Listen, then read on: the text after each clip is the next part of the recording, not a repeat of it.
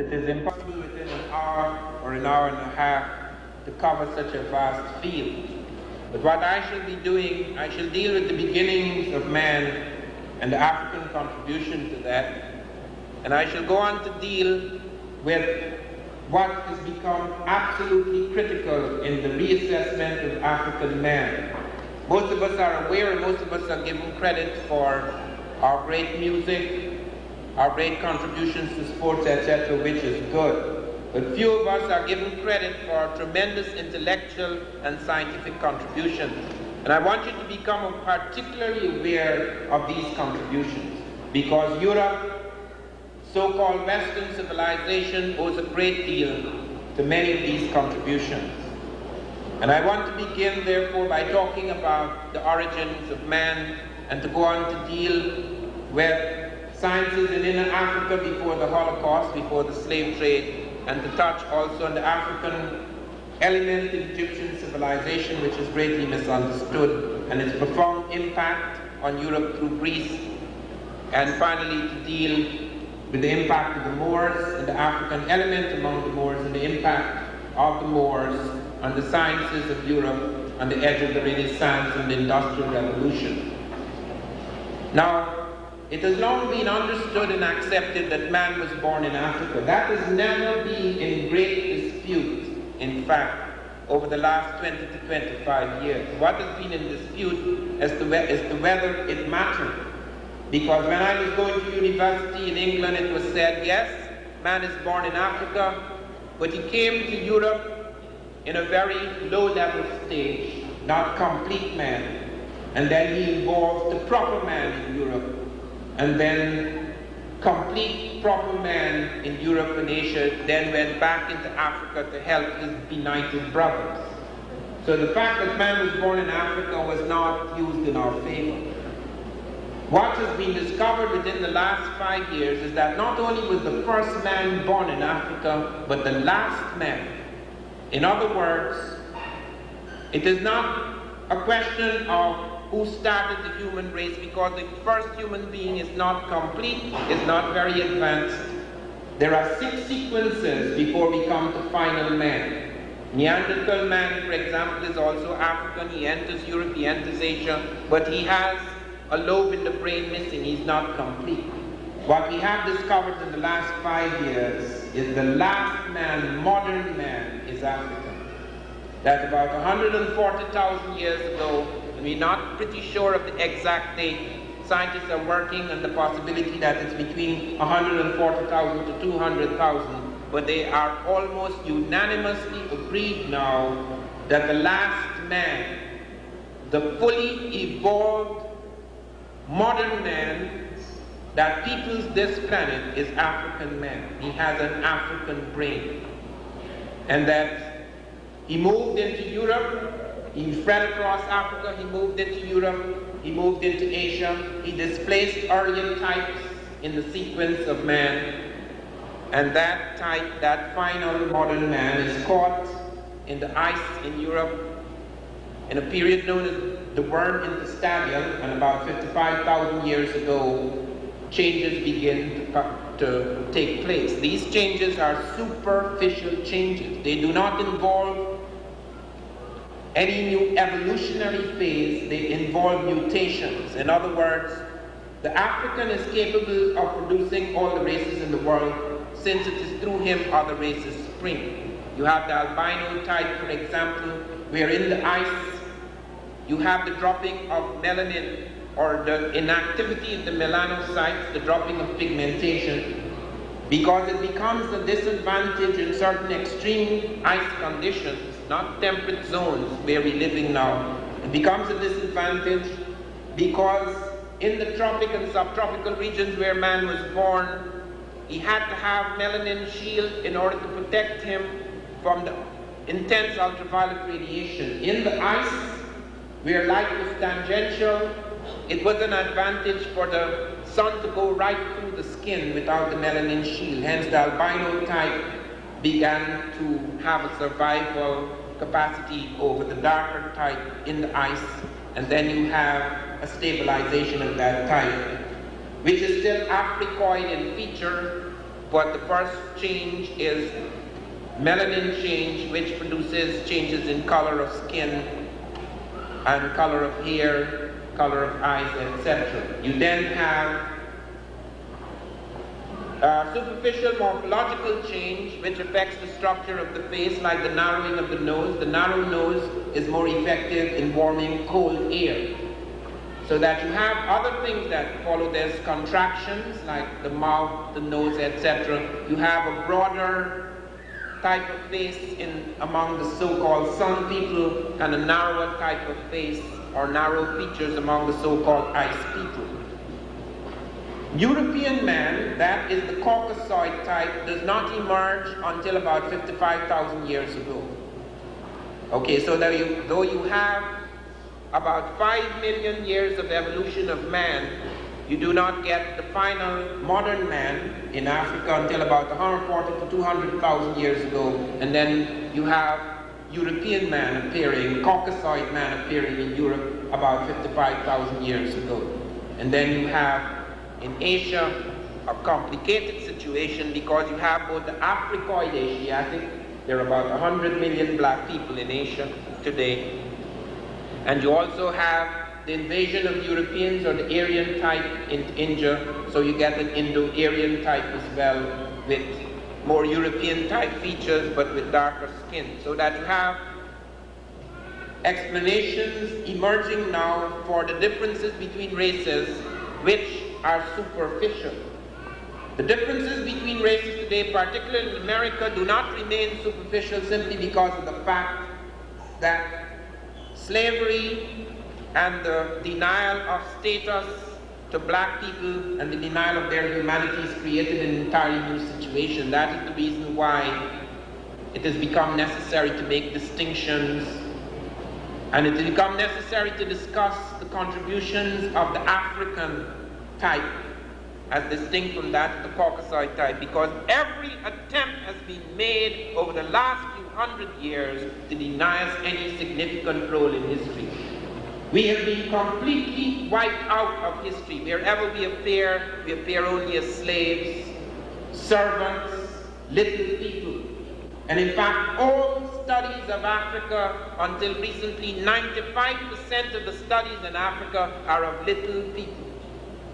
I know from my own life, you cannot go anywhere in a territory and study its people. You have got, if you want to have a sense of the complexity of a civilization, you have to go to the centers as well as the periphery. And if you smash the centers, you have no idea until archaeology recovers what lay at the center, you have no idea of what people were doing. I have lived everywhere in the world except Asia. Lived, not passed through. I spent 10.5 years in Europe. I spent 24 years in South America. I spent 1 year in Africa. I spent 20 years here in the United States. I have lived in parts of Europe where many Western Europeans have never strayed. I spent 1 year behind the Iron Curtain. I speak Hungarian. I speak Swahili. I used to speak French. And of course I speak English very well. I went into parts of Europe there they have never seen a black man in all history except on television. I found in one village where I went into Eastern Europe, because we seem to think Europe is all one great industrialized world. I went into parts, villages in Europe, where I found as many as 12 Europeans using one outhouse latrine. They did not have flush toilets. They knew of them because it was in their cities, but they did not have it. They went to the standpipe in the morning and they fetched water in buckets, just as some third world people do in their shattered condition. And they brought these buckets and they bathed. They didn't have showers. This is Europe, 20th century. Now suppose I was to write a book about the little European, the European away from the mainstream. Suppose I ignored all the technical achievements and advances Western Europe had made, feeding as it did upon the wealth of Africa and America. What would you think of Europe? That constituted the potential and capacity of the European. We have been made to look at that in Africa. It is only within the last 20 years that we have begun to discover that Africa had more complex technologies than we were led to believe. Why didn't we find them before? Why only within the last 20 to 25 years have we found such technologies? Because we were not looking at in the right place. We have dismissed the African. We were willing to assume that only those little irrelevant, peripheral, non-mainstream people constituted the totality of African genius. In 1978, two of our scientists, Peter Schmidt and Donald Avery, discovered Africans were smelting steel 1,500 years ago in Tanzania, East Africa, along the lakes of Tanzania and Uganda. Peter Schmidt and Donald Avery of Brown University discovered this. Now other people were smelting steel too, but what was unusual here is that the Africans were smelting steel in quantity. What was unusual here is that when they studied the evidence, they discovered that there were greater densities of population in these areas than there was in parts of Tanzania today. Few of you are aware of what happened to Africa. You know what happened to us, the transplanted African. We are aware of the horror of slavery. We are aware of the shattering of our families. But do you know what happened to Africa? Africa is a far cry from what it used to be and what it could be. Thank God it is in this century that the clock has begun to turn. Thank God that men like Mandela are free, because it is possible now to make a genuine fundamental change that may bring us into a totally different world in the 21st century. Let me make it clear to you that the tragedy that struck Africa was like the dropping of a dozen hydrogen bombs. Empires disintegrated. You cannot enter a continent and take millions of people, the young people, out of the heart of that continent and throw them across the ocean and expect to have a sane world.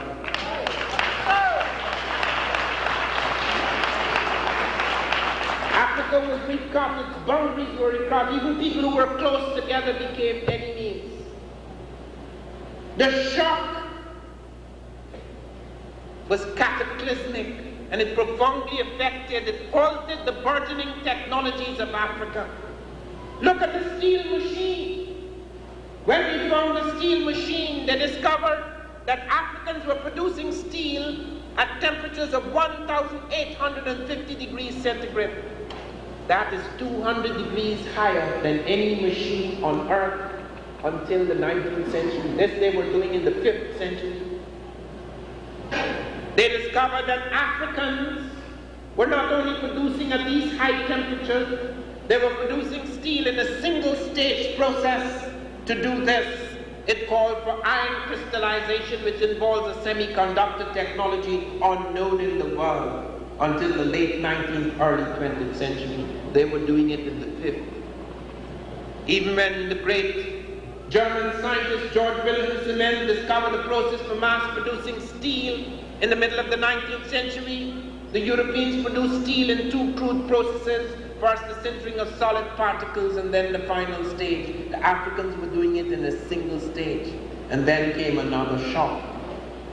That not only were the Africans producing this long before Europe, at higher temperatures and in a single stage complex semiconductor type process, but they were doing it using less fuel. They were using less fuel because they had less fuel in Tanzania and Uganda at their disposal than we had formerly believed. We had assumed, because of the little books that were written about African primitives, we had assumed Africa was a vast jungle. Africa, according to United Nations report, Africa has less jungle than any other continent comparable with its land space. Let me explain that. Europe, you can take two Europes and put it in Africa, taking out Soviet, Asia. There is more woodland and forest in those two Europe, the comparable land space, than there is in Africa. Africa has less jungle than South America, where I come from. I was born in Georgetown, in South America, in Guyana. Georgetown is a sophisticated little wooden city, but most of my population live on the edge of the Atlantic in the coastline cities and towns and villages. But when I was an infant, my father was sent into the jungle. The British put him in charge of all road and river transport in that jungle. So I grew up in a jungle. I did not come out of that jungle until I was 14 years old. There is no modern African of consequence who spent more time in deep jungle than I have. And I'm not talking about woodland and forest. I'm talking about the jungles you see in Raiders of the Lost Ark. And the one thing that made it clear, was made very clear to me for the rest of my life, that you could not study that jungle village and get an idea of what was happening in Guyana. You could not study that jungle village and have some idea of what was happening in South America. You cannot just go anywhere, study any people in a country and say, this is it. Therefore, all these books that have been written upon the African have not caught the quintessence of the African. Why didn't they find the steel machines? The British were there long before Peter Smith and Donnan Avery, but the British wrote down in their scientific journals that the Africans had only achieved 1,250 degrees centigrade. How did they get that figure? Because it's the lowest figure at which you can smelt iron, and since they couldn't deny they were smelting iron, that was their figure because they're the lowest people in the world. It's as scientific as that. Just 2 months after Schmidt and Avery discovered this, Lynch and Robbins of Michigan State University discovered Africans had built an astronomical observatory in Kenya 300 years before Christ. They found about 17 alignment points at this observatory. The Africans had made alignment points to certain stars and constellations, Side and Bellatrix and Orion and Aldebaran, and a range of other stars and constellations, and on the basis of these alignments they had built one of the most accurate of prehistoric calendars. It was not their first. The calendar we are using today, with 2 variations, is the African 365 and a quarter day calendar. Did not come out of Europe. Even the Sumerians did not have a 365 and a quarter day calendar. They had a 364 and 365 day, and the Greeks did not have a proper calendar at all. It was not affected by stars. It was sometimes affected by politicians. It was as chaotic as that. But even more astonishing in terms of the African contribution to astronomy was our discovery through the French, Marcel Briol and Germain Leitelin, who discovered the Dogon people of West Africa. They found them 200 miles from the city of the medieval university city of Timbuktu, which by the way is not a myth. I've been informed by UNESCO officials that far under the ground in dry earth they have found some manuscripts which they thought were lost forever. We have not found everything, but we have found some of them. They're still being examined. And these Dogon people were found in an inhospitable mountainous region. They had fled into this region when they heard stories of how these strange, pale-skinned men, these alien figures had entered, and they were taking people up and throwing them into the ocean. Many people were disappearing in these boats, so they ran into this area. When they were studied, we were astonished by the sophistication of their knowledge. Those of you who want to follow this, there are 3 books on it. 2 of them have been translated into English so far. One of them is called Conversations with Ogoto Meli, the Dogon Elder. The other one is called The Pale Fox. These African people had started a dance to a star, the dance of orbits. A star which they call Siggy Polo, which we call Sirius B. It's a companion to the brightest star in the night sky, Sirius A. This star, Sirius B, is impossible to see with the naked eye. Let me repeat that. It is impossible to see with the naked human eye. The Africans not only saw it, they plotted its orbit right up to the year 1990. They did this 500 years ago. They showed it had a 50-year elliptical orbit around its parent star, Sirius A, and an orbit of 1 year on its own axis. We have established through modern science that it has a 50-year elliptical orbit. Perhaps next year, using our Hubble telescope, we will find out if it has a 1-year orbit on its own axis. They went further. They said it was made of a bright metallic iron, and that although it was an imploded star and seemed smaller than all the big bright stars around it, it was so heavy that if all the creatures on this earth were one lifting mechanism, they could not budge it. We have since discovered through modern science that it is the heaviest type of star in our galaxy. They went further. They said there was something flashing and darkening, contracting and expanding within the region of this star. 3 years ago, the Einstein orbiting satellite sent out from NASA found the Africans were dead correct. There is such an object. It's a dwarf nova. How did they do it? These are supposed to be primitives. Kenneth Brecher, the Massachusetts Institute of Technology, wrote in Technology Review, the Africans have no business knowing any of this. And true.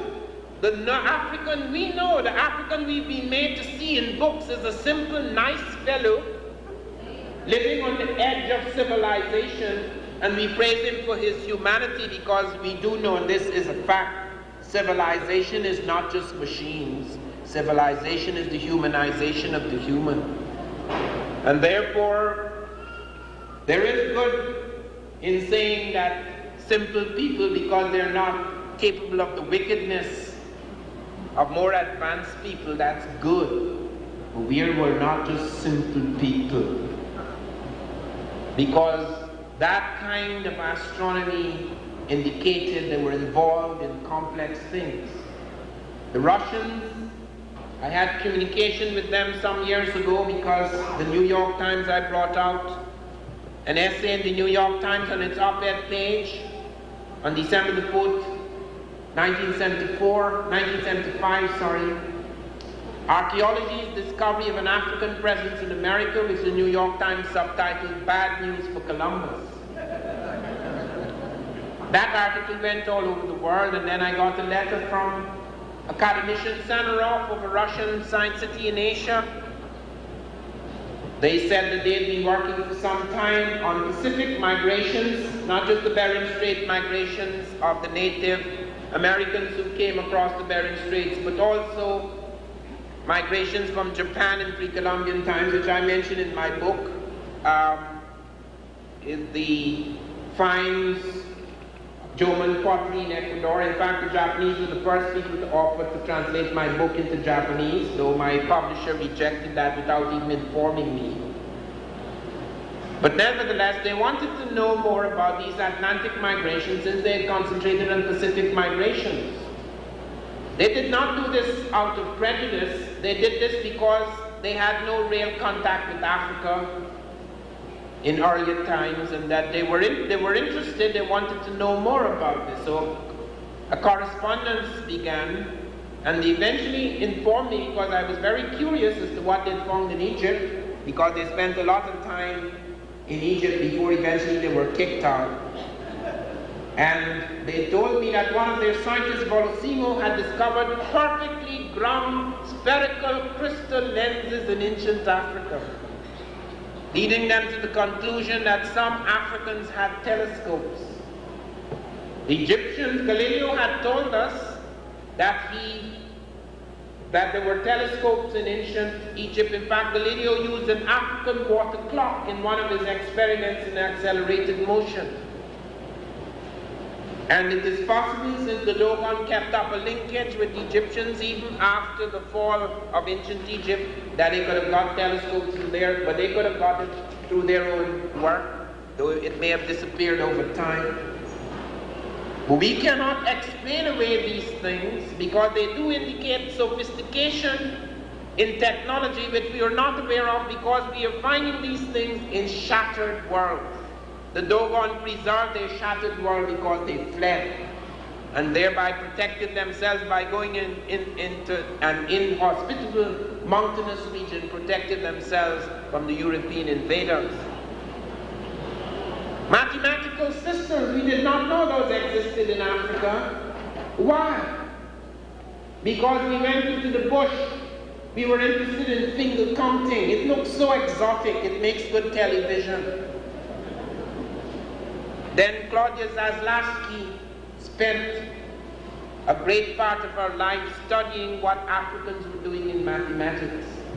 She discovered a range of mathematical systems. She even found some African people like the Shona, the children of the Shona. Almost all their games are mathematical games. She found a range of geometric designs, complex geometrical designs among the Dogon. She found the Yoruba, who had traded for centuries before Europe, who had traded, involved in intensive and extensive trading, had developed an intricate vigesimal number system, and that the ordinary Yoruba market women were working in this. And I remember her telling me how a Yoruba mathematician said to her, "How come? I am Yoruba and I'm a mathematician. And I did not know of this until you pointed it out to me." And Claudia said quite rightly, though rather sharply, "It's because your brain was manufactured in Europe." It's very important to know that being African does not make you know anything about Africa. Most Africans know nothing about this. It is only within the last year or two that secret copies of the Journal of African Civilizations are finding themselves in many places. I was starting to find how many South Africans knew about the journal because tapes had been smuggled into South Africa. So that you have to become aware that we are at the cutting edge of a whole new movement. While we must feel great anger at what has happened in the past, let us not give up hope, because something is beginning to turn in the world. And while it seems turbulent and confused, possibilities occur when cracks occur in rigid systems. There are brave cracks in this system. Cracks so large you can walk through. Do not forget that. When I was a boy, I was told, the sun will never set upon the British Empire. I knew nothing about Africa or Africans. We were taught to hate ourselves. I hated the fact that I had African blood because there was nothing to show me that Africans had done anything. There were no books in Africa. The only books we had in Africa was Tarzan. And Tarzan was always this beautiful, great white tarmac, and he was always saving my brothers from the beasts of the jungle. He knew more about them than the guys who were living there for thousands of years. He talked with them. They brought him up. So without the white ape man, we couldn't survive. That's what Tarzan taught me. So it is only through grave, cruel, slow processes that one began to realize that one civilization was alive. That one had been murdered inside, that one's spirit had been murdered, that one's pride had been murdered, that one's conception of oneself had been destroyed. I felt proud on Empire Day. I was so glad. We were given a penny and a mauby and a bun. And we said, how marvelous is the British King and Queen to give us a penny, a mauby and a bun. We did not know how much we had given up for that mauby, penny and bun. So that was my world.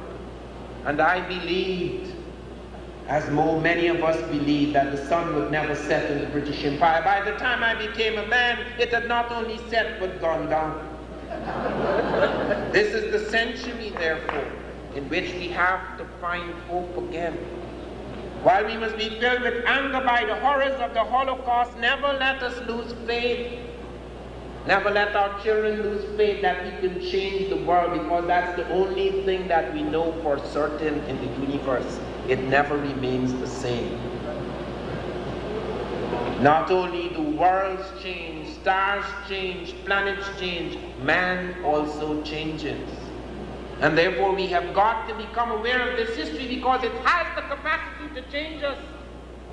We are the inheritors of a certain consciousness. That consciousness is clouded and overwhelmed by certain myths. As we begin to become aware of new truths, a certain mist falls away from us. It becomes possible to act again, to resense oneself again, to feel again, to act again, to speak again in a new way. And therefore this history is not just throwing sensational facts around. They are seeds that can germinate and create the flowering of a new spirit, a new man. When we look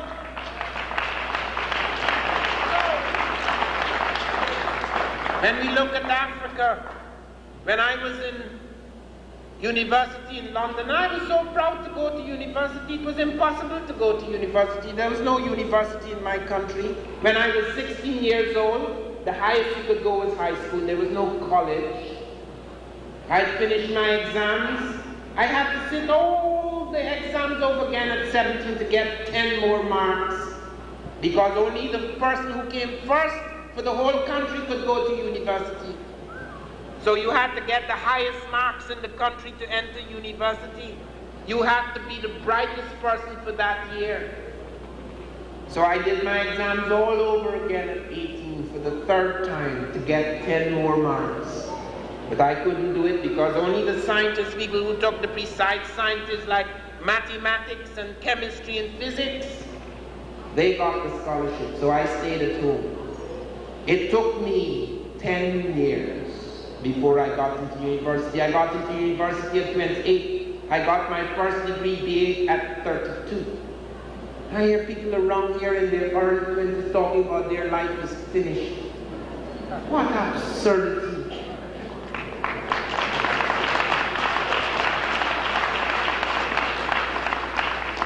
So there was I.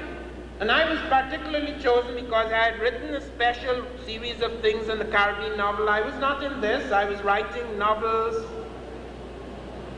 I was studying literature.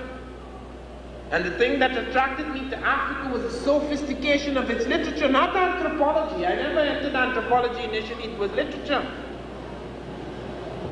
And because of what work I had done in literature, I was given a scholarship and I sent to the best school for African studies, so they said. School of Oriental and African Studies, London. The only school at that time that was supposed to have more professors than students. I don't know if it is true, that was a rumor going around. And I had the best professors in Swahili. But after 2 years, I realized that my anthropology degree was making me more ashamed of Africa than proud, because anthropology at that time was distinguished from sociology. Sociology was supposed to be the study of advanced industrial people. Anthropology was the study of simple people, simple society. So professors I had great admiration for. I thought they were world authorities. And then you find their world authorities, yes, but world authorities are mugabugas and lugabugas. They would go out into the bush, find the simplest, smallest tribe, where they could control all the variables and vectors, and they study them to death and they come back. That's why they found no technology. That's why they found no writing. That's why they found no mathematics. That's why they found no metallurgy. That's why they found no remarkable plant life or medicine. They could dismiss us all, because they were always looking at the periphery. We were always, when we look at Europe, we look at its great civilizations, Greece and Rome and the British Empire, and all the great achievements of its great geniuses. But when we look at Africa, we always look at the naked African, the hungry African, the diseased African, the shattered African, the battered African, the oppressed African. How, therefore, can you have a sense of equality? Where you see the best of the white man and the worst of the black man. That is why we found nothing, because we were not even bothering to look. I was told that Africans never read nor wrote. They're preliterate. That's what my professor told me. Africans are preliterate before the age of writing. I did not know then that many Europeans were preliterate, if that term was used. The English, look at this book, Egypt Revisited. Look what is written in. Those are songs. Anglo-Saxon songs, perhaps, Egyptos, Greek. But these are just songs. There is no script. There is no English script. English does not have a script. This is Roman. The Spanish have no script. Roman. The Germans have no script. Roman. The French have no script. Roman. One European tribe conquered others and gave them writing. When the Romans conquered Britain, the Romans were starting to find that the Anglo-Saxons never read nor wrote. They didn't have books. They didn't have script. They talked. Everybody talks. They didn't write anything down.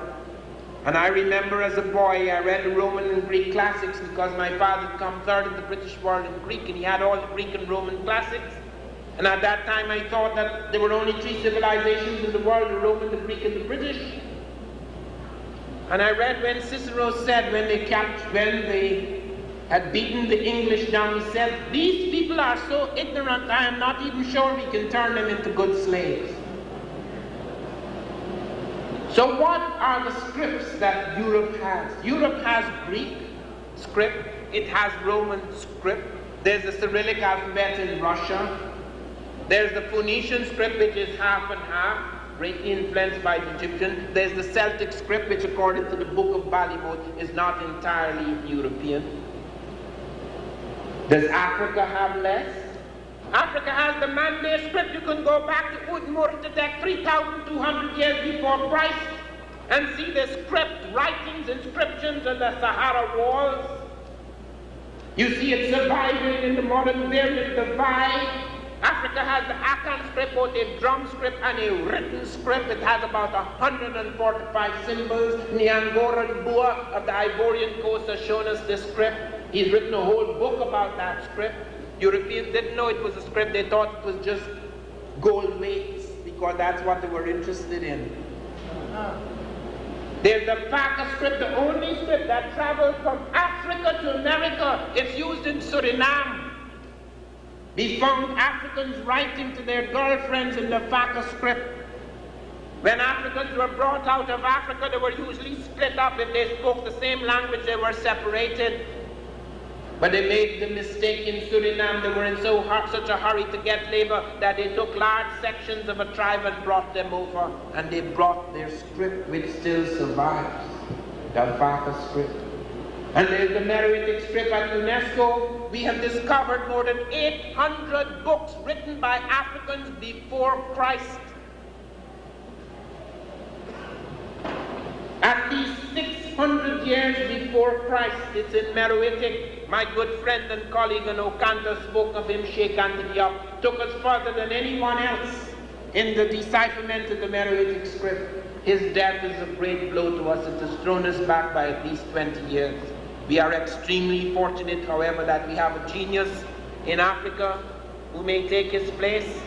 Theophile Obenga of the Congo, whose work appears in this book, Egypt Revisited, and who is a master of many languages. And then there's the hieroglyphic script. People argue that the hieroglyphic script only appeared in the north, in Egypt, because the blacks in the south, we'll come to that in a moment, the blacks in the south did not develop any script. Not true. In 1962, and I want you to note this because this is the most important single discovery in Africa in the last 300 years. In 1962, an American team under Keith Seal and Bruce Williams discovered a pharaonic dynasty known as Ta Seti in Nubia, Ethiopia. A dynasty which began at least 200 years before the first pharaoh appears in Egypt.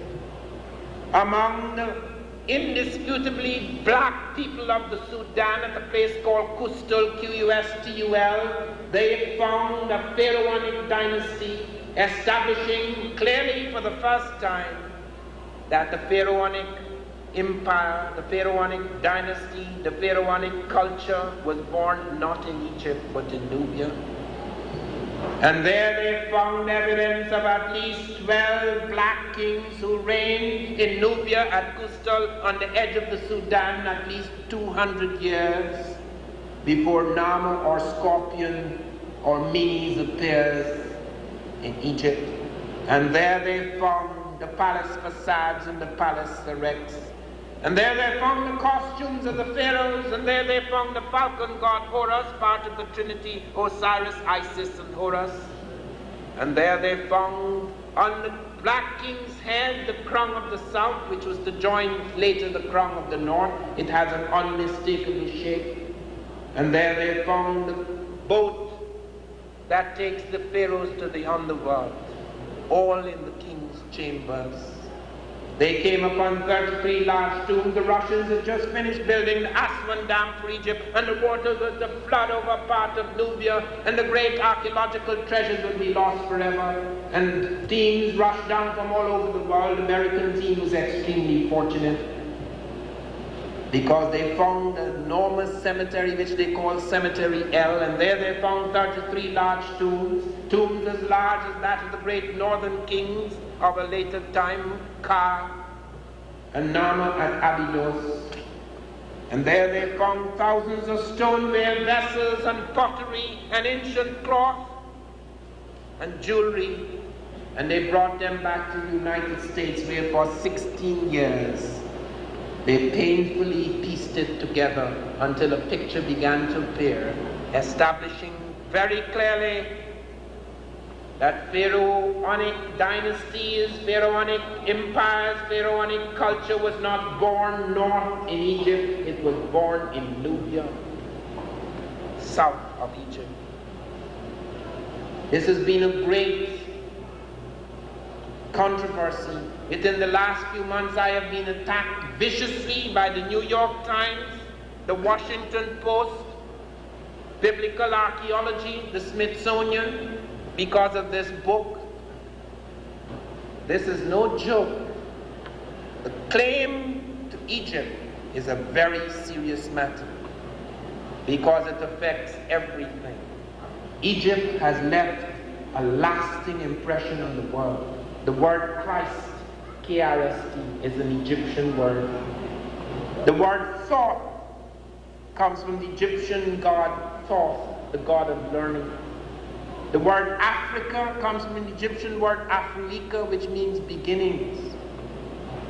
The word Re comes from the Egyptian Ra. There's a whole range of things. Those are just superficial little things. I shall go into it into greater depth. It had a profound effect upon the world. It still has. Do not for one moment believe that what happened 10,000 years ago is something we could forget, because according to Einstein, what happened 10,000 years ago and 10 minutes ago occupies the same space-time in consciousness. This is the universe. And our prejudices and our assumptions and our notions and our reflexes are determined by what we think happened in the past. And because our past has been manipulated, and because we have been made to think that the only figures who shone in the past were the figures of other races, and that we had no part in it. That is why so many of us have such low self-esteem. Half of the people who communicate with me, half of the people who buy my journals are in prisons. They write to say how profoundly it affects their vision of life. Because in the darkness and emptiness and despair of those souls, this is like a light shining again in the world. We have got to look at our history almost as a religious force. When I was in Africa, The first week I cried like a child. I felt so alone and so lost. And then, after that, I felt almost like if I had an umbilical cord that stretched out from my body that I could put in a socket. I felt almost as if there was some peculiar ancient electricity that could enter my system and revitalize me, because I fell upon things which I was told did not exist. And I want you to bear that in mind. This is no mystical notion, it is real. Men are determined, the size and stature of man is determined by the size and stature of his consciousness. We have shrunk in the consciousness of the world. We have shrunk in our own consciousness. And if we are to rebuild it and make it a huge thing again, we have got to go back to our history. We have got to be alive what happened in the world. And in Africa we were told there was no great medicine. That the Africans, whenever you see the African practicing medicine, they pick out of some stupid witch doctor. I'm not saying all the witch doctors are stupid, some of them are excellent doctors, but they always pick on the mumbo jumbo and get fine. It makes good television. You would think there is no scientific superstructure to African medicine. The Africans gave us urbane, the Africans gave us capsicum, the Africans gave us physostigmine, which is used in eye diseases. The Africans gave us Coca-Cola. The cola drink was used for thousands of years. Coca-Cola put the fizz in it. The Africans gave us reserpine, the first drug to treat hypertension and psychotic disorder. The Africans gave us carpectin, which we use for diarrhea today. And we have found vaccines in Africa long before Jenner invented the vaccine in Europe. Cotton Mather tells us that his slave Onesimus brought the smallpox vaccine to America. We found the Africans had come upon the vaccine by puncturing the skin for beautification and identification markings, and they soon learned that you could introduce a germ at a certain level in the body, and that it would build up an immunity against germ coming at a greater intensity. They had quarantines, they had sick bushes, they had autopsies. We have found all that. We found some delicate operations, which I will touch upon in a moment. We found tetracycline among the Africans. Do you know when we started to use tetracycline as an antibiotic? In the 1950s, we found tetracycline in the bones of ancient Africans in Nubia 14 centuries ago. We found they were using tetracycline as an antibiotic 1400 years ago. We found the yellow-green flash of tetracycline in the bones of these Africans, and where we found it, we found the lowest incidence of infectious disease in an ancient population. And then we found aspirin. We found the Bantu were using aspirin. They were using salix capensis, which is salicylic acid, the main active ingredient in aspirin. Long before us, they were using it for certain skeletal, muscular, neurological pains. They were using it long before us. And operations, we found the Africans were the first to initiate eye cataract surgery. We found it in Jenny in medieval Mali.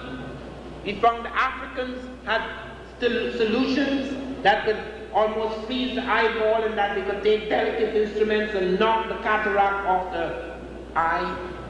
Nobody was performing eye cataract surgery in the 14th century. They were, the Arabs reported. In the middle of the 19th century, the cesarean section was an extremely complex operation. Almost invariably, women who had problems with their birth canal and had to have cesarean sections died in Europe. Then the British Empire, which had spread its tentacles over half the world, became aware of the fact that certain Africans were performing the cesarean with 100% success. A team under Dr. Felkin went out among the Banyoro surgeons in Africa and discovered the Africans were performing this operation with a skill that exceeded that of their best Harley Street specialists. They studied it very closely. They studied how the Africans collapsed the abdominal wall. They studied how they used the cautery iron, that they were able to stanch internal bleeding almost instantly with minor tissue damage. They studied how they stitched. They actually drew the stitches and brought it back. It was published in the Edinburgh Medical Journal at the close of the 1870s, after which the caesarean section became very successful in Europe. You've never heard of that. Plants. We have found plants in this country that we cannot explain. Long before the slave trade, botanists discovered there are two major cultivated cottons in America, Gossypium hirsutum and Gossypium barbadense. They're known as tetraploid cottons. When we took them in the lab, we found of 26 chromosomes, 13 are African and 13 are American. Botanists were amazed how could an African cultivated cotton, which is Gossypium herbaceum, intermarry with a wild American cotton in order to produce the two tetraploid cottons, Gossypium hirsutum and Gossypium barbadense. Do you know what they said? Perhaps it floated from Africa by itself. They actually built a tank. Professor Stevens built a tank to simulate the salination, that is the saltwater content and temperature of the Atlantic, to see if the cotton could float by itself. In the second week it sank. Wouldn't give up, you know. He said perhaps it will sink, but it will remain submerged under the current, clinging to driftwood and come to America. In the third week, it lost its potency, abandoned that experiment. Then came another brilliant botanist, Proctor, who said perhaps birds flew from Africa to America with the cotton. Birds, you know, not blacks. Blacks were seen and have been seen for the last few hundred years as static people who make no major advances unless somebody comes up with something and drags them along. So it was impossible to think that blacks could have cultivated or domesticated cotton. We have found now that the Africans domesticated cotton long before any other people, and that the Asiatic cotton, Gossypium arboreum, is a mutation of the African which entered Asia later. And we cannot explain away the intermarriage between the two cottons. In America, long before Columbus, thousands of years, not just before, at least 2,000 years before Columbus, according to what we found in the lab. It couldn't have come by itself. But I want you to be aware of how our conception of the African has become frozen. For years, I had a secret correspondence with the South African professors with Waterstrand University. I didn't tell him I was black. My name sounds Dutch, Van Sertima. It is a Dutch name. I'm the son of someone who was a slave of the Dutch called Van Sertima, the Dutch slave master called Van Sertima. So he thought I was Dutch, perhaps African. So we had a nice long correspondence. He had made an incredible discovery. He was a brilliant linguist, and he had discovered that maize, maize, an American cotton, had traveled into Africa and crossed through parts of Africa, and he wondered how on earth could it have gotten into Africa. And then he began to pursue this, and then he found that African things had got into America. The colocasia, the yam, and one or two other things had got into America before Columbus. We had this correspondence going, and I was studying all of his linguistic evidence and exchanging information with him. And then suddenly one day, he wrote me and he said, Van Sertima, if you see the yam, the colocasia, and the Negro, listen to this. If you see the yam, the colocasia, and the Negro, all of three of which are West African trading items in America before Columbus, someone must have brought them there. In other words, although he had come to the conclusion that Africans were American before Columbus, he thought somebody, a human being, had brought these items, the Negro, there. Do you understand? Even when they make leaps, even when they make discoveries, they are fixed and locked in that racial stricture. And I found that this was something that was so crippling, that once one had racist ideas. It went beyond merely social relationships or economic relationships. It affected everything. It affected serious scientific objective inquiry. Now to come to deal with Egypt. I could say so much more about African science, but we have a limited amount of time. This has been the source of so much fighting. But let us look at the evidence. First of all, let us look at culture. Because Jean Vercoute, when he appeared at UNESCO in 1974, and everybody was trying to knock Sheikh Anta Diop down, he jumped up and said, okay, it's proven that their writing was African, their culture was African, their way of thinking was African, their language is African, but still, Monsieur Diop, we're still not sure how many of them were Africans. Could you imagine that? The French have a European language. Their culture is European. Their writing is a Roman script European. We're not sure whether the French are European.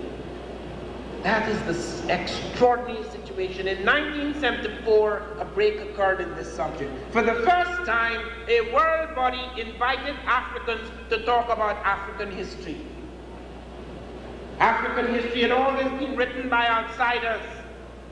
They invited the wrong, right people. Sheikh Anta Diop of Senegal and Théophile Obiang of the Congo. Sheikh Anta Diop got up and spoke for 6 hours without drawing breath. He presented a vast amount of evidence, thousands of intimate interconnections between inner African languages and Egyptian language established through adjectives and verbs and suffixes and everything to establish beyond the shadow of a doubt that the Egyptian language was not Afro-Semitic or Afro-Hamitic or Afro-Nilotic or Afro-Asiatic, it was African. And UNESCO said, in spite of the passion and prejudice that marked that conference, there was one thing upon which at last they were unanimously decided, that the language of Egypt was an African language. And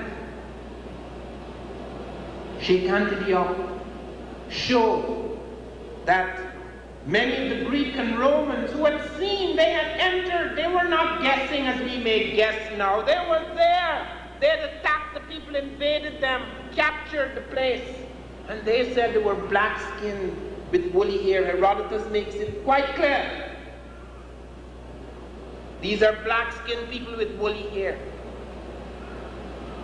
And Sheikh Anta Diop went to the Museum of Man in Paris and took square inches of skin off some of the mummies and put it to the melanin dosage test. Sheikh Anta was an extraordinary man. He wasn't just a linguist, an ethnologist, an Egyptologist. He was a physicist and a chemist. He worked in the most advanced lab in Europe under Frederick Julio Curie, who was related to the Curies who discovered radium, who got the Nobel Prize for the discovery of radium. Sheikh Anta Diop actually established the first radiocarbon lab in Africa. And Sheikh Anta Diop presented this evidence. I got a letter from a doctor who's a skeletal radiologist who told me that of 11 mummies they found in the Cairo Museum, 2 of the 11, this is just a small sample, 2 of them had triquetral fusion, that is fusion of the bones of the wrist. It only occurs in black people. When it occurs in a European, it's 1 in a billion. They found 2 in 11 and they said they were Caucasoid types. We look at the skeletons. William McIver of Oxford, Falkenberger did studies of skeletons where they shared the craniometric measurements, the structure of the skull and so forth, indicated that only 1/3 of the Egyptians, ancient Egyptians, were black. 11% were white, and the rest of them were brown Mediterranean peoples. Now, let's look at that closely. Chatterjee and Kumar did a study much later, and Sheikh Anta Diop showed the same thing, that if you were to take those craniometric measurements and put it in Africa, almost all the Africans would be brown Mediterraneans. Unless they found the classical Negroid type which they created in their mind. Everybody has to have a broad nose. Everybody has to have a certain prognatic jaw, and if you don't have heavy prognatism and very broad nose, you're in black. Sheikh Anthony Up showed that there are variants of the black type, and these are not brown Mediterranean. Chatterjee and Kumar showed that when we look at pre-dynastic Nubia and Egypt, and we look at Middle Kingdom Egypt, we look at Old Kingdom Egypt, the craniometric measurements are roughly the same. Even though there are people trickling in from Europe and Asia, they have not profoundly affected the physical character of the ancient Egyptians. But let us look at their culture. That settles the matter. Their plant life is African.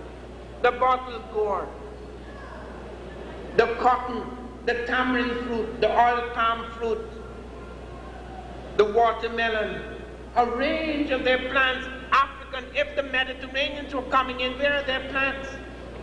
Let us look at their techno-complex. There's no mummies in the Mediterranean, but you can find mummies in Africa 500 years before we found the first Egyptian mummy. We have found mummies in inner Africa, mummified, flexed and buried, hands crossed, fingers open, just like in late Egypt. We have found the pharaonic dynasty at Tarseti. We have found the language to be African. We have found the writing. We found hieroglyphs at Tarseti. Hieroglyphs! We have found the beginnings of the hieroglyphs south of Egypt before it appears in Egypt.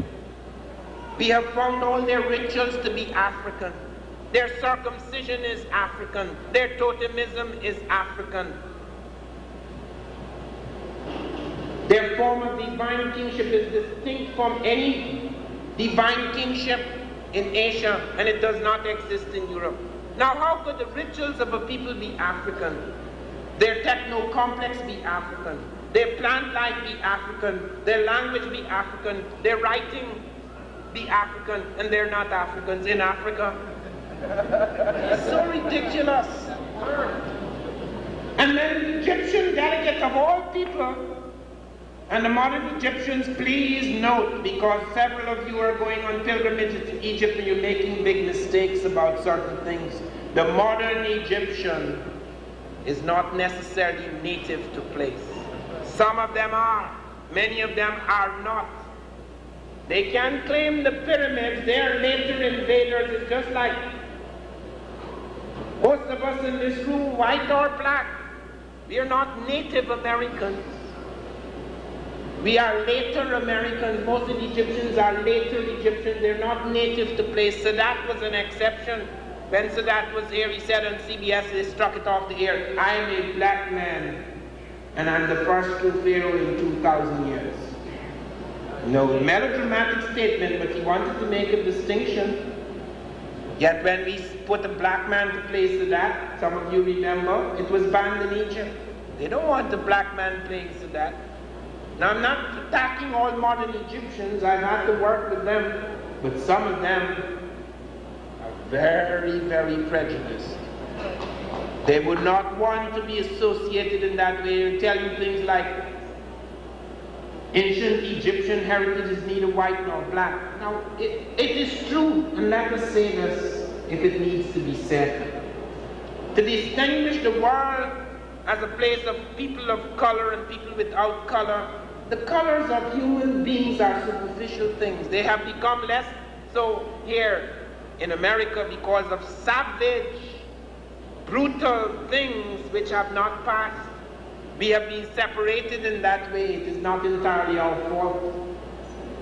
But while that may be true, we have got to go back deliberately and consciously to pick out and select that which is African, because we're always put out into the cold. We're always told nonsense about how it only became so because everybody was mixed up in it. Like in biblical archaeology, we're being told about Egypt is multiracial. Egypt did become multiracial. We're not talking about the late period, when the trickling and invasions of people changed the racial and cultural character of the people. We're talking about the early period when the pyramids were built. We have found the evolution of the pyramid in inner Africa. We have found the mound with its little steps, and then developing interior rooms which become more complex before we see the final pyramid in Egypt. There are no pyramids in the Mediterranean. If these brown Mediterraneans created the pyramid, where are their pyramids? We have found no mummies in the Mediterranean. Where are their mummies? We have not found their plant life in the Mediterranean. Where are their plant life? So if they are the inspiration of ancient Egyptian civilization, how come it all comes out of Africa? It doesn't make sense. And why is it so important? Why is there such a fight? Do you know why? Because Egypt was to have the profoundest effect on Europe. When the Greeks invaded Egypt, all of their scholars went and sat at the foot of African teachers, even as I, out of my shattered world today, must go to Europe for my miseducation. Then did the Greeks go to Egypt for their education. Thales of Miletus, Democritus, Pythagoras, Eudoxus, Anaximander, Anaximenes, Heraclitus. There are so many of them. St. Clement of Alexandria tells us that if you were to write a book of 1,000 pages, you could not put down the names of all the Greeks who went to Africa to study. And even those who did not go claimed they went because it was prestigious. And those early Europeans did not develop any great prejudice against Africans. Let me tell you that. They revered blackness. They took Isis, the black goddess, the wife and sister of Osiris. She was worshipped throughout Europe. Paris is named after Isis. Paris, place of Isis, shrine of Isis. Europe comes from the African princess Europa. The Greeks made Artemis, a black woman, the goddess of chastity. They made Medea, who helped Jason win the golden fleece, a black woman. Circe, who helped Odysseus, who enchanted the crew of Odysseus, is a black woman with African features. You could see that in the book I edited, Black Women in Antiquity. Even Andromeda, who married Perseus, the Greek hero, is a black woman. Minerva, the goddess of wisdom, is a black woman. The first Europeans who saw the advances of the Africans were so startled that Alexander did not even build his capital in Europe. He built it in Africa at Alexandria. And there they came. Pythagoras spent 20 years, according to Newton, spent 20 years, as much time as I have spent being educated here in the United States. 20 years with the Egyptians, and came back talking about the Pythagorean theorem. Newton tells us, Newton, the most remarkable of European scientists who had brought about the synthesis of the sciences, tells us that three things were prefigured by the Africans in Egypt. He said they had a certain sense of gravity,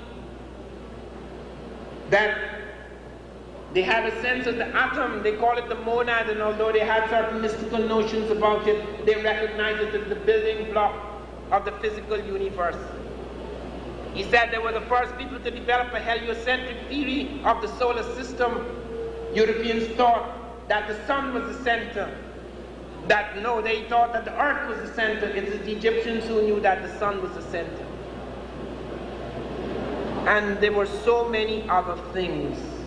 I cannot go on and on, but let me point to one thing before I leave Egypt, and I begin to conclude in talking about the Moors as I come to my conclusion. Let me point to the fact. Theophilo Benga in this book gives us a vision through text translated from the early Africans, a vision of God and of the universe, which is unique. Only among Africans does it appear. It does not appear in Europe. It does not appear in Asia. If Europeans or Asiatics created ancient Egypt, how come their vision of God and of the universe was different? These Egyptians believed, as many modern physicists believe, they come close to that conception, that there was a primal stuff in the universe. And through that primal stuff came a peculiar vibration, yerity as they call it.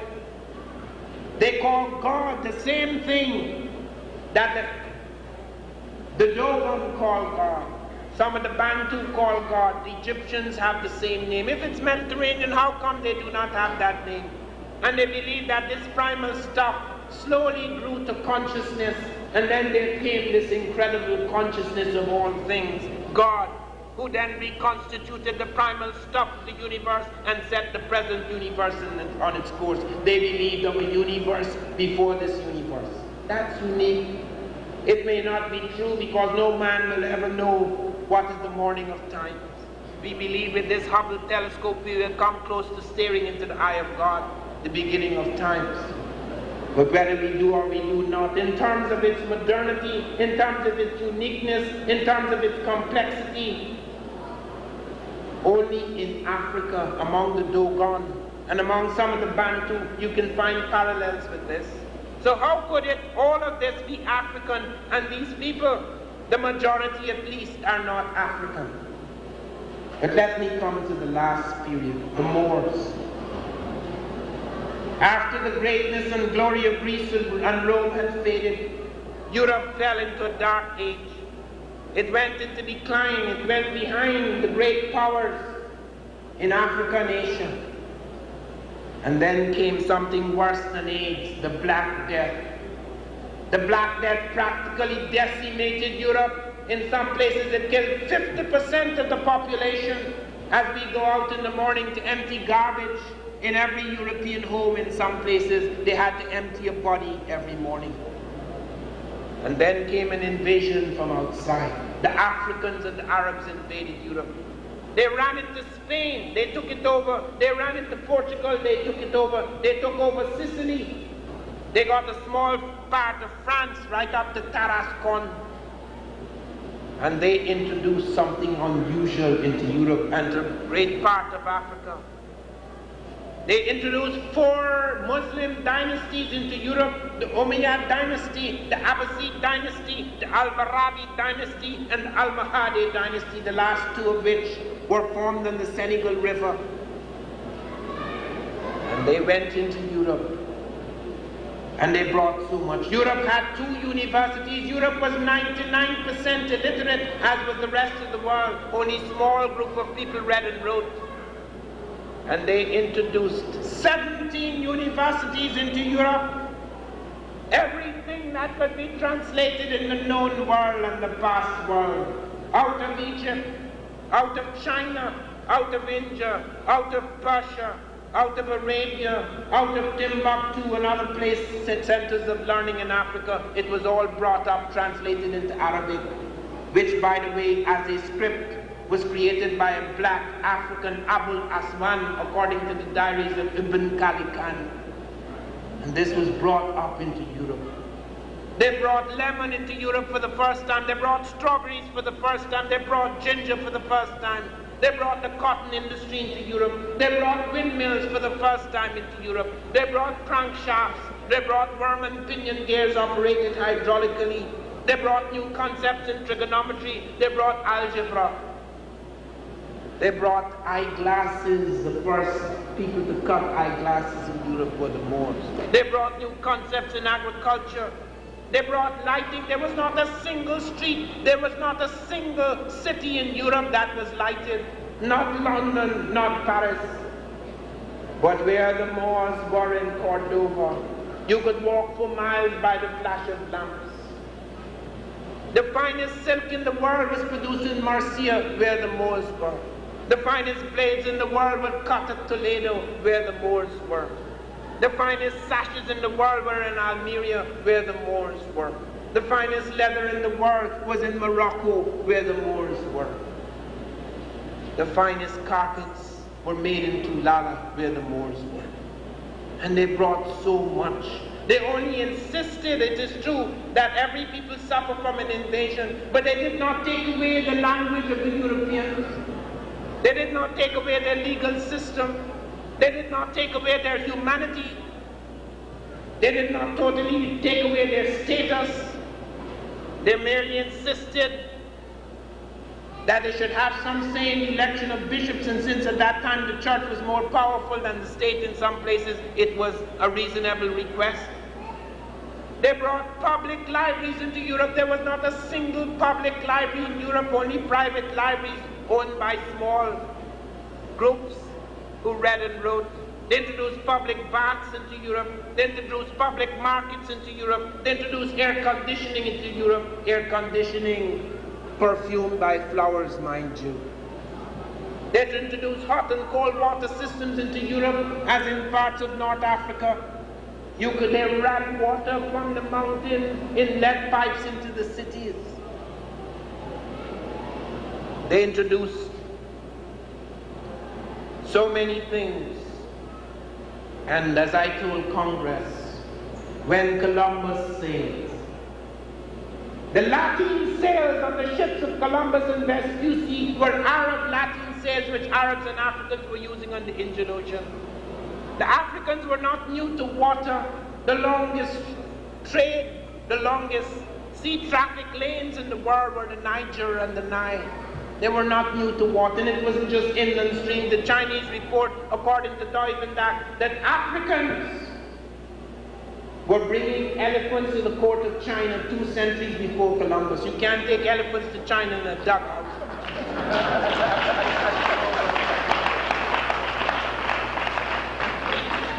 And the compass was not developed in Europe. And the number system, let me close on this. The numbers we use today is not European. 0, 1, 2, 3, 4, 5, 6, 7, 8, 9, which the world uses to count. Europe did not have ciphers. This is how the Romans counted. 1 is 1, 2 is 1, 1, 3 is 1, 1, 1, 4 is 1, V. 5 is V. Then they start all over again. V1, V11, V111. You can't do higher mathematics in that. When Fibonacci in 1205 discovered the number system with ciphers in India, Europeans would not accept it. The church ruled numbers are works of the devil. It is only because of the use of those ciphers by the Moors in the marketplaces of the world that ciphers were eventually adopted.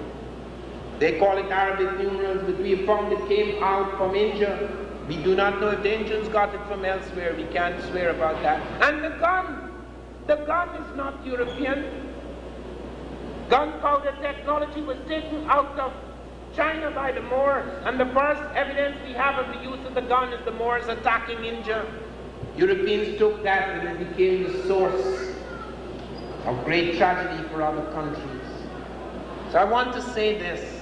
This was on the edge of the Renaissance, the edge of the Industrial Revolution, so that in the great sciences of the world do not for a moment believe that we were excluded, and do not for a moment believe that today we are totally out of it.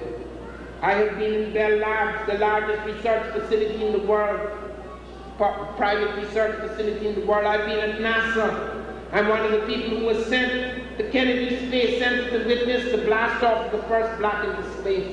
I have met the black space scientists. One of them piloted a spaceship, Colonel Gregory. He also commanded the ship that took the most delicate reconnaissance satellite into space. I met people like Gillam IV, a black man who was in charge of our space program when we produced the shuttle. He saw it from babyhood to blast off the most advanced machine in the world. Our leading technical astronaut today is a black man. He is the man who redesigned the cockpit, the brain of the space shuttle, Colonel Gregory. We were responsible for major revolutions in the science of this country. Who revolutionized the food transport industry? A black man, Frederick Jones. Who revolutionized the whaling industry in the world? A black man, Lewis Temple. Who revolutionized the creation of the sugarcane industry? Who made sugar crystals for the first time? A black man, Norbert Williams.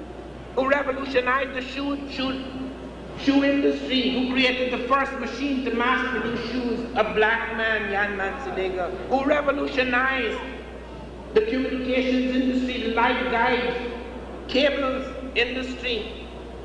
who was the first man to put those cables on the ocean to write a guidebook for the world, a black man, Al Richardson, who prevented the nasal alarm that showed us when the cable broke and twisted, a black man, Richardson, who gave us the mathematics that enabled us to understand glass for the first time, that we could stretch it from 4-foot rods for 6 miles, so that we could create hair-thin strands of glass through which we could send pulses of information coded on pulses of laser light flying at the speed of light, a black man, Northover, who is the man who put these live guide cables for the first time onto the streets in this country in Chicago, a black man, who manufactured the tools, all the tools that made it possible for us to do this, a black man, who is the leading woman at NASA, who has taught us how to deal with sonic boom factor so that we could fly several times the speed of sound by the end of this century without creating sonic boom explosion, a black woman, Dr. Christine Darby. Let us therefore, and I want to close now, let us therefore remember, not only did we not do what they thought we didn't do, we did so many things before the Holocaust. But in spite of the Holocaust, we have not been destroyed. We brought light into the world. It is true Edison pioneered the electric light, but it was a black man, Louis Latimer, who invented the carbon filament that made light cheap, practical, and universal. He was the man who lit New York. He was the man who was flown to London to light London when it was the most powerful city in Europe. We have lit the world, not only in the past, but we have the capacity even now, with this new illumination that our history gives us, to light the world and light our lives again. Thank you.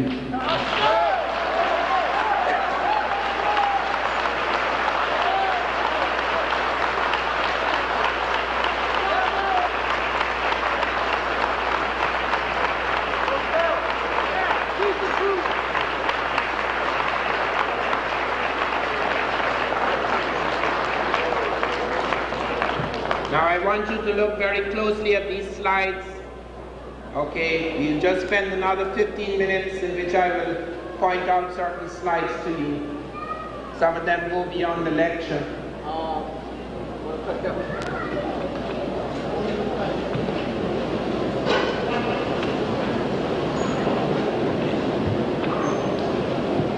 Could someone operate the machine for me?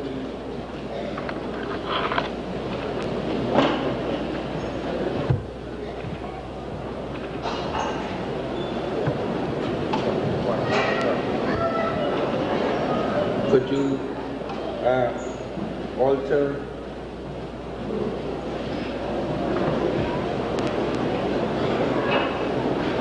This is early Britain, when you have both black as well as pink types still surviving in Britain.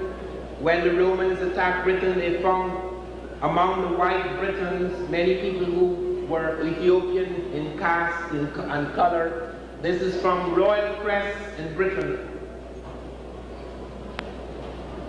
Here is another from Great Britain. Here is a black knight and his fair lady. This is very early Britain. This is from Crete, Malone Crete, where Schliemann and Evans in separate excavations established that the vast majority of the Cretans were black. These people were to have quite an impact on early Greece, even before the Greeks attacked. Long before the Greeks attacked the Egyptians and were later affected by the Egyptians. This is a war scene from early Crete. This is about 5,000 years ago.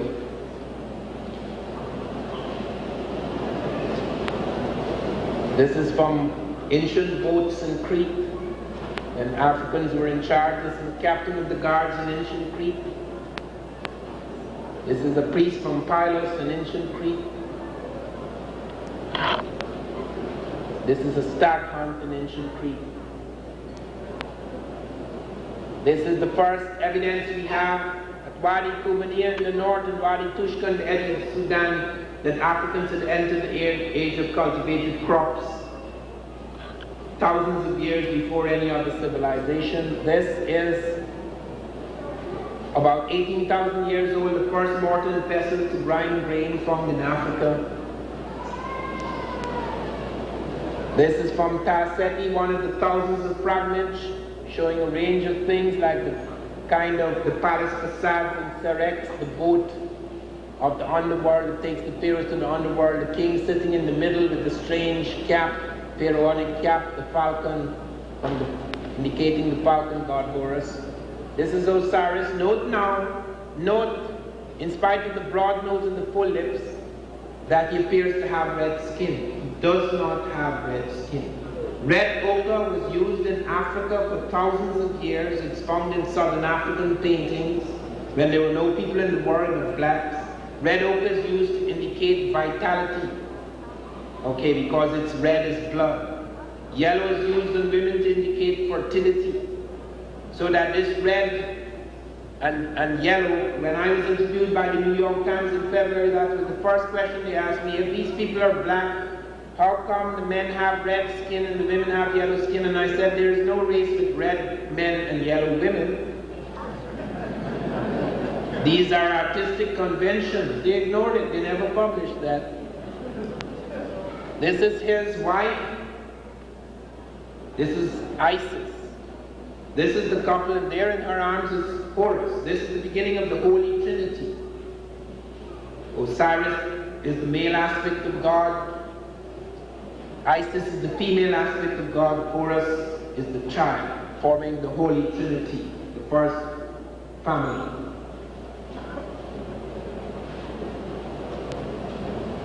This is her again in Egypt.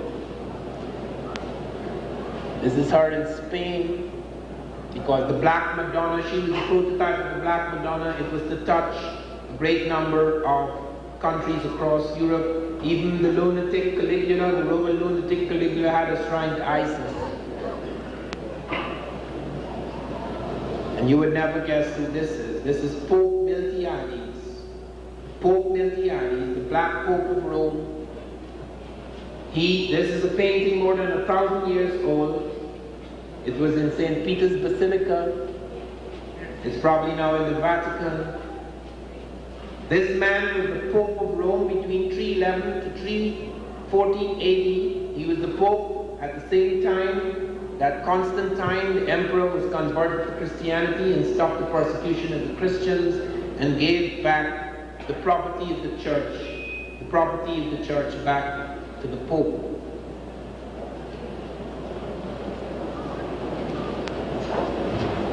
This is one of the 25 saints, black saints of the Roman Catholic Church. This is Saint Maurice, who was patron saint of Germany and Austria. Of course, by the time of Hitler, he was removed from that position. There are several saints, Saint Augustine, an African saint. There are several other saints of the Roman Catholic Church. This is Narmer or Menes, the first pharaoh of Egypt. Now this shows you how the Egyptians saw themselves. I want you to pay close attention to this picture. It has never been published in all those marvelous Smithsonian and other books, National Geographic, who loves photographs. This one shows the Egyptian as he saw himself black. There comes the Indo-Aryan, pink, with long hair. There comes the Nubian, his brother, and other blacks. Notice the only difference between the Egyptian and the Nubian, here in these realistic colors without artistic convention, is that the Egyptian, the man in the north, has 3 stripes because he's in power, and the Nubian has 2 stripes. And then comes the Semite. Notice their clothing, notice the effort to show everything as natural and distinct. Their clothing is distinct, structure of face is distinct, coloration of skin is distinct, hair is distinct. This is how they saw the world.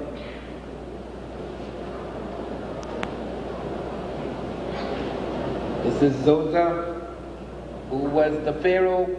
You will notice that most of the noses are smashed. He was the pharaoh when the first pyramid of hewn stone, not the Great Pyramid, the first pyramid of hewn stone was built.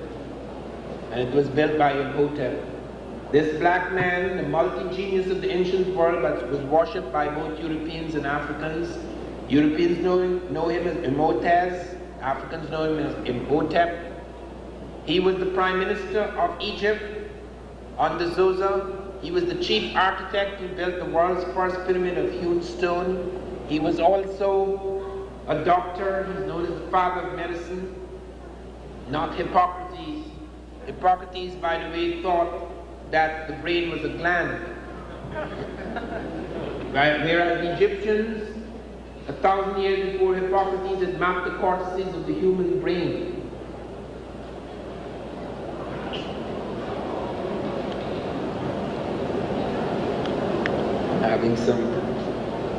Having some problems here getting this operating. This is Egyptian women making perfume about 5,000 years ago. This is Mentuhotep. This is now the Middle Kingdom. Interesting thing about this picture is the joining of the two lands, the white crown of the south and the red crown of the north. This is Kafir or Sheprin, who people believe is the model for the Sphinx. This is another pharaoh of the Middle Kingdom, Amenemhet III.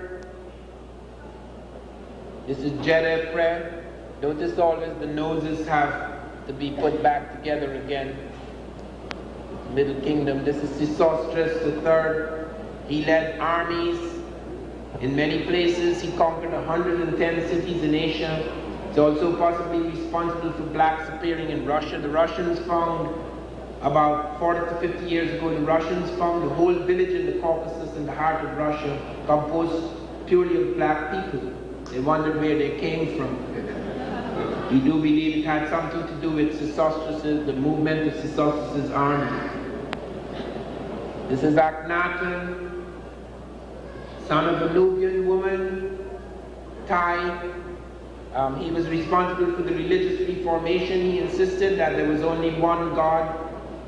Perhaps he did not understand that the reason why several gods were worshipped is that they saw the other gods or semi-deities as netters or attributes of the main god. It's very difficult to talk to God, who is the universe. That is why we choose saints or semi-deities or prophets in order to talk to God. But he made an attack on Amon and insisted it should be replaced by Aton. And some people believe that Moses was born at this time and that he was affected by the teachings of Akhenaten. This is Tut, his brother. And this is the mother of them both, Queen Tai, a Nubian woman. Look at the dishonesty of the New York Times. New York Times knows quite clearly that this is a Nubian woman. There's no dispute about her like Nefertiti. Nefertiti presents us with problems because we found two Nefertitis.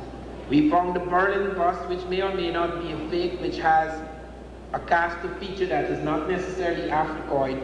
We've also found her in her temple, where her face looks Africoid, but is made to come very close to that of the face of Akhenaten, and some people believe that her face was so structured to suit that of the pharaoh who married her, and that it is quite possible that the foreigner at that time could have entered the royal family.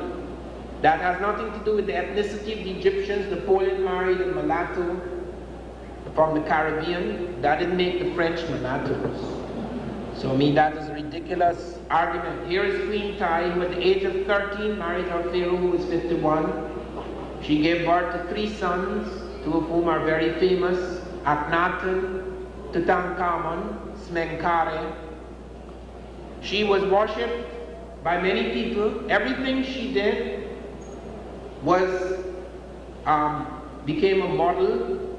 Her earrings, her wigs, her clothes, eyebrow, everything became a model for ladies of both lands. When her husband aged, she took power.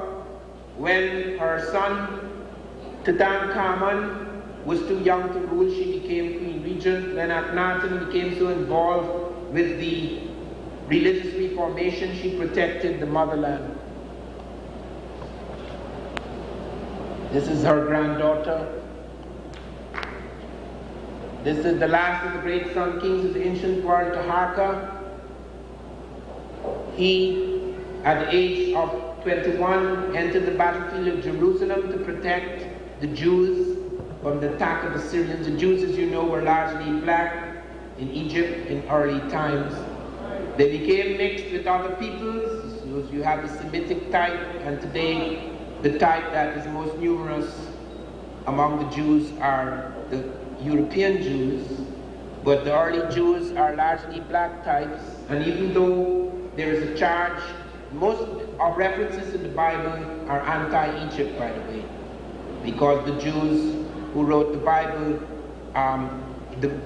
complained of the way they were persecuted by the Egyptians. This was not the persecution of a race, since they're not a race, it was the persecution of a sect. And therefore they harbored certain feelings of resentment against the Egyptians. So that you have lots of negative references about Egypt, but nevertheless they retained a love-hate relationship with Egypt. Jesus, as you know, grew up in a village of Malatia near Heliopolis in Egypt, and we find him first in the Bible when he's a growing boy at the age of 12 among the Egyptian priests. What happened to him in the 18 years before his appearance, his return to Palestine to preach his ministry, we do not know. Some people claim, however, he was completely Egyptian. This we cannot prove. However, Taharqa was called upon by the Jews to protect them, and he entered the battlefield and protected the Jews against the charge of the Asiatics under Sennacherib. The Bible reports that the blacks were victorious in this victory. The Ethiopians were victorious in this victory. Victorious in this encounter with the Syrians. Here is Taharqa again. When I was doing the decade before Columbus, I had difficulty finding a black Taharqa in Britain. The leading British historian who commented on Taharqa, Arkell, said that it is impossible that Taharqa could have been a Negro. He may have only had one drop of Negro in his vein. This is the drop.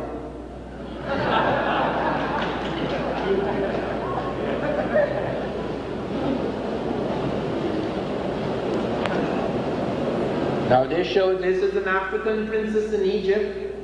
This face is 4,000 years old. It shows you the incredible way nobody since that time have caught up in this.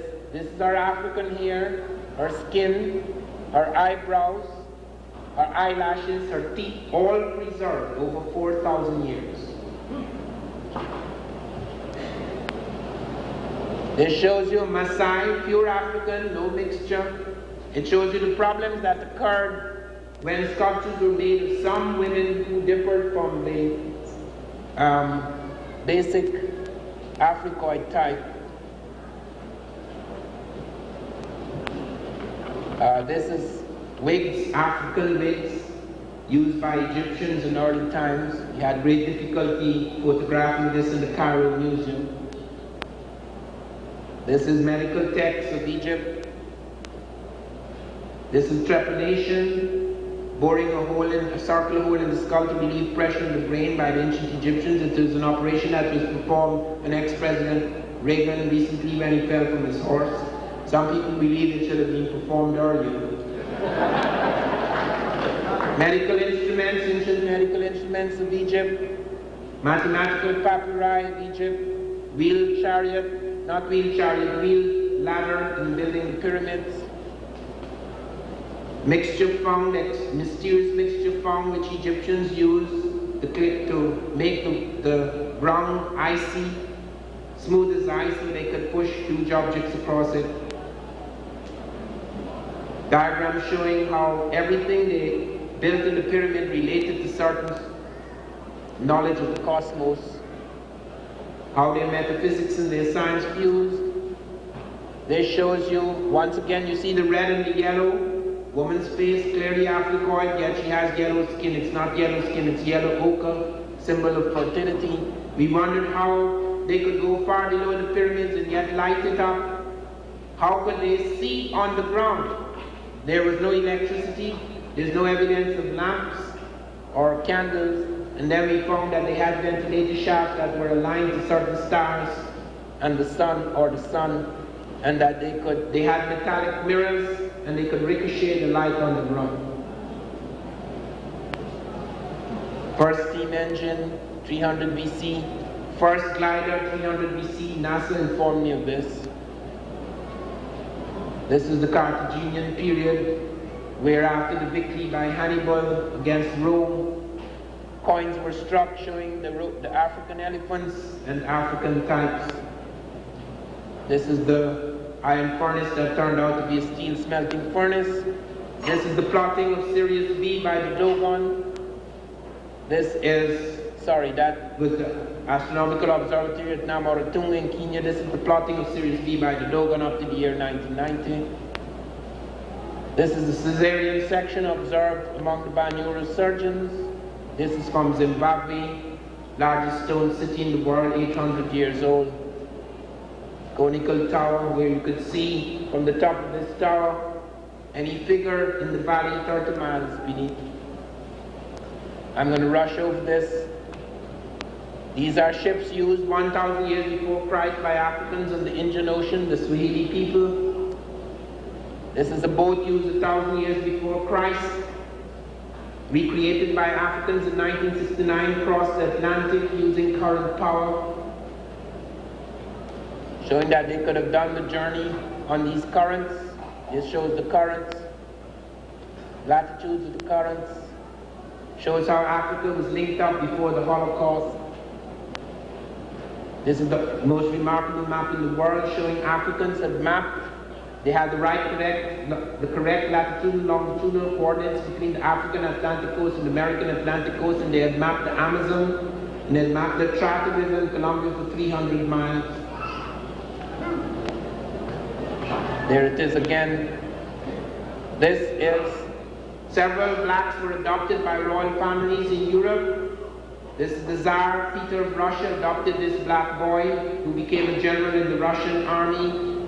He was also put in charge of several Russian towns and villages. He was the tutor to the Crown Prince of Russia. He taught him mathematics.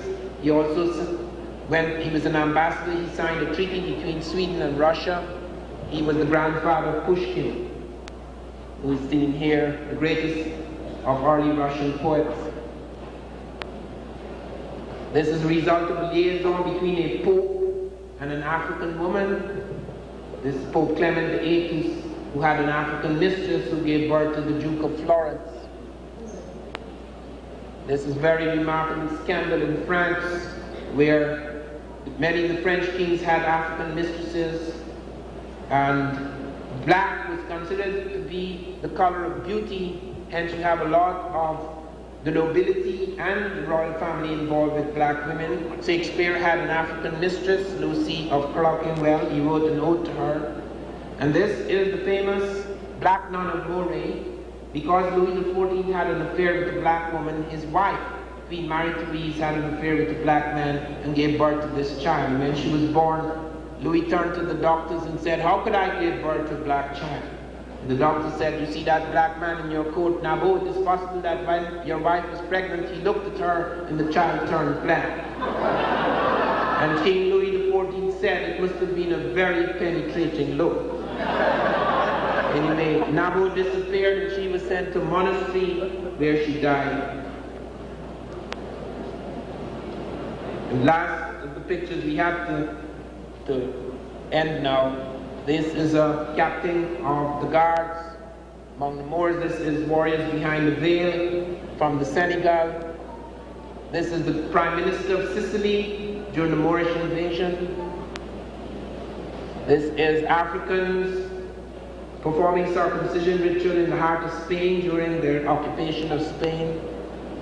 This is an African dignitary arriving in the heart of Spain, road being cleared for him. These are African noblemen playing chess in 12th century Spain. This shows you the interior complexity of African cities. This is from Leo Africanus, whose book was read by Shakespeare and gave him a lot of notions for building Othello. This white man was the richest man in Italy, Gonzaga's family. He married a black woman whom you see up in the ceiling. That is his daughter, and this is his son. He is Othello. He married a white woman whom he murdered on Christmas Day, and left a novel by Cincio. Shakespeare picked up the plot, hence we had Othello. This is Laurence Olivier blackening up to the part. And this is Paul Robeson playing the true part. Thank you.